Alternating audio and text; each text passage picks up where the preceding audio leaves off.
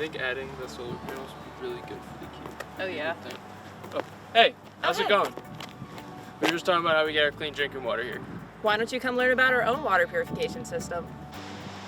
Hi, I'm Rachel, and I'm a leading process engineer here at the University of Delaware Sanitized Water Advanced Technologies team, otherwise known as the SWAT team. Around the world, 1 in 3 people don't have access to clean drinking water. Even here in the United States, 1 in 4 Americans consume water that doesn't meet the EPA standards. This is why here at SWAT we have designed a proprietary water purification system. Our 1 cube per foot design is capable of providing you with the 3.7 liters of water that you need every day. This cube includes multiple filtration systems and utilizes 2 viral disinfectants, a chemical disinfectant, and a UV light box.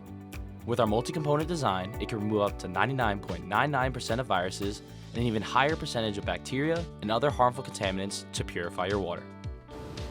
By 3D printing a majority of the components, we're able to use materials that are not only durable, lightweight, water resistant, and chemical resistant, but that allow for a more affordable product. Thank you. And remember, a future with SWAT is a future with cleaner water.